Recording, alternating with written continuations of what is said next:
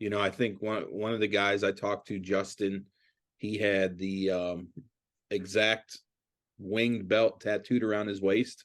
Hmm. Took 2.5 years.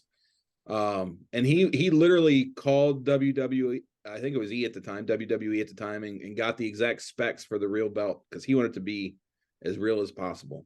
Oh man. And as someone who's got tattoos, I have 19 of them, I think. Hmm. I can't imagine doing something around your waist like that. That had to be during the summer days, that had to be brutal. Trying to wear pants around. But then I have, Kyle, who is a tattoo artist from Washington, Missouri, who worked with Bray Wyatt. Hmm. And that actually started as an article for my website, Review STL. And I didn't think anything of it. I wrote the article. And basically what it was about was Kyle designed the Fiend mask. Now, many people know that Tom Savini Yep. created it, which he did. He made the mask, but the artistic image, the drawing, came from Kyle Scarborough, and Kyle does a lot of shirts for, I think, the Dark Order and different groups in AEW. I think Aleister Black's group is the big one he does them for. But so he did that for Bray, and the night that the Fiend debuted, I think it was at a SummerSlam, I believe.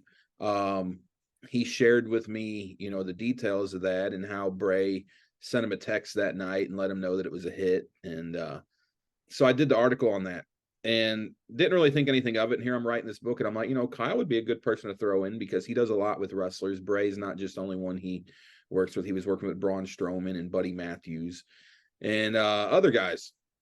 And so I went ahead and threw it in the book and I updated it. And then I remember I was sitting down here working on the book one afternoon on a Friday. I think it was a Friday. And word came across that Bray had passed away.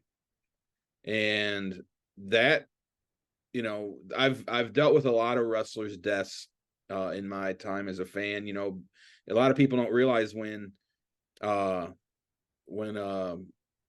Hart passed away, that was in Kansas City. They were in St. Louis the next night. Mm-hmm. When Chris Benoit passed away, they were in St. Louis the next night. So it was almost like being at funerals on those Raws, and I was at both of them.